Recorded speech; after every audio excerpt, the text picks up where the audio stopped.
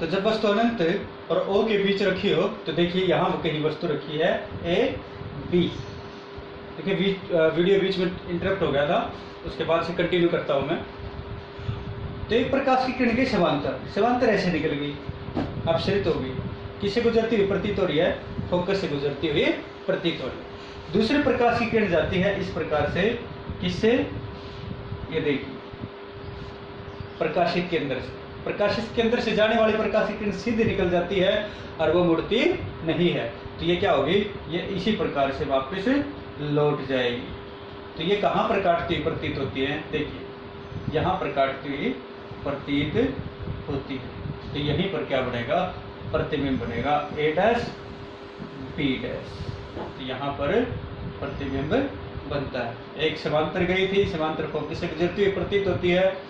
दूसरी प्रकाश की किरण प्रकाश के केंद्र से गुजरती है जो वापस लौट आएगी और बिना मुड़े सीधी निकल जाएगी। सॉरी, ये बिना मुड़े क्या होगी, सीधी निकल जाएगी।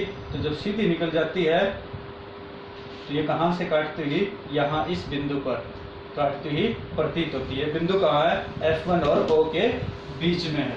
तो वही तीनों चीजें, प्रतिबिंब की स्थिति, F1 और O के बीच, प्रतिबिंब का आकार क्या होगा, प्रतिबिंब का आकार देखिए, ये वस्तु का आकार है, ये प्रतिबिंब का आकार है।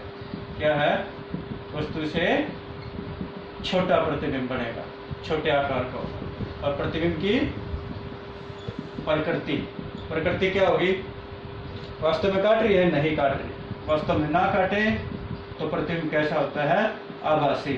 और दिख भी रहा है ये तो कैसा है, सीधा। तो कैसा प्रतिबिंब बनेगा, आभासी और सीधा प्रतिबिंब बनेगा। तो देखिए अवतल लेंस के द्वारा जो प्रतिबिंब बनते हैं तो उनकी प्रकृति क्या होती है, दो ही केस है, आभासी और सीधा, आभासी और सीधा। तो अवतल लेंस के द्वारा सदैव आभासी और सीधे प्रतिबिंब बनते हैं। तो इसके ये दो ही केस हैं, इनको अच्छे से याद कर लेना। उसके बाद का टॉपिक हमारा लेंस सूत्र।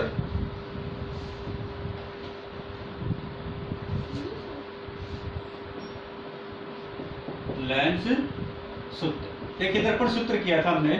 दर्पण सूत्र क्या था,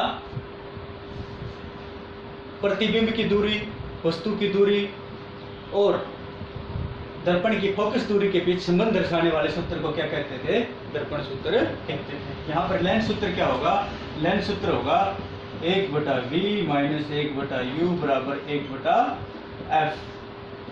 लेंस सूत्र को परिभाषित किस तरह से करेंगे, v क्या है, प्रतिबिंब की दूरी है, u क्या है, वस्तु की दूरी है, और f क्या है, वही फोकस दूरी है। बस अंतर इसमें ये होगा, वहां पर फोकस दूरी दर्पण की थी, यहाँ पर फोकस दूरी किसकी है, लेंस की है।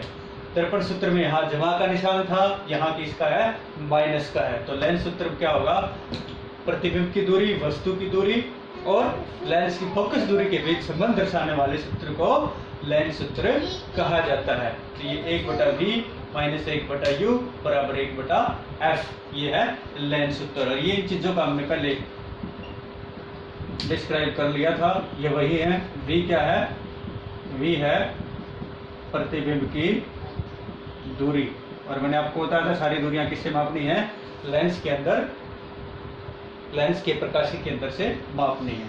u क्या है, u है वस्तु या बिंब की दूरी, ये भी किससे, O से।